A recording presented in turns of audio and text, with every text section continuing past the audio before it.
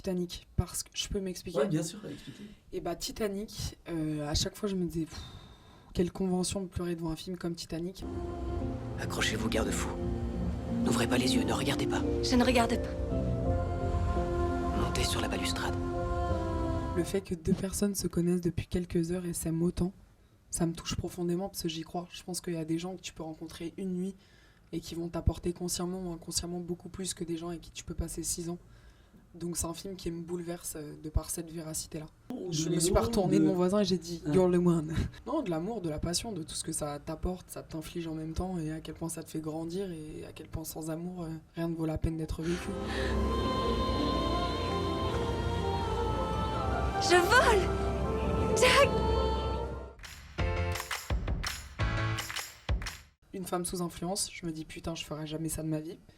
Et le dernier, ça serait Much Loved, Lubna Abibar. Je me suis dit, waouh, si j'avais pu faire une performance comme ça et être maîtresse de mon rôle à ce point, je serais hyper fière. Parce que personne peut le jouer mieux que ce qu'elle a fait et que même dans ses silences, elle est aberrante pour moi.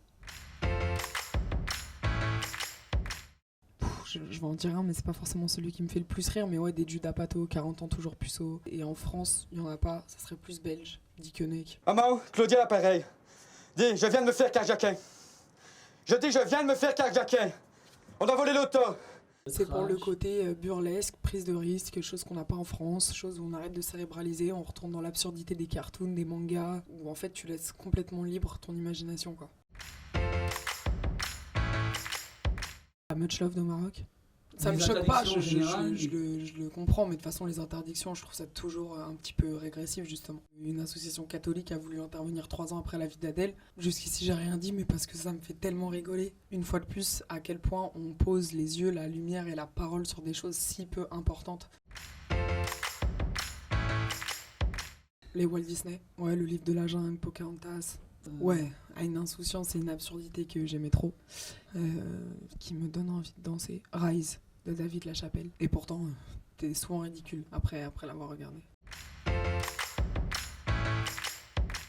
Samsara, dans ma tête, dans ma conscience et dans mon imagination et dans la réalité. Je peux le regarder à 14h complètement sobre, autant que tu peux fumer un joint devant. Shining.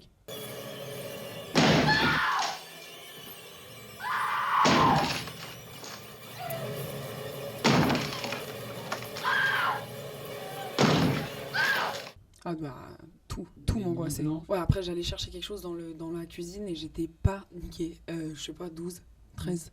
Donc en plus tu le comprends pas. Mon père il a toujours eu une liberté non mesurée pour les films de sang et d'angoisse. Ah non, il me disait bon on va regarder un film, il fait un peu flipper, on le regardait. Après chacun vivait sa peur en allant se coucher et classe. Mais les films de sang, ça fait mourir de rire mon père. Les Battle Royale, les Old Boy, etc. Le sang on dirait que ça le détend.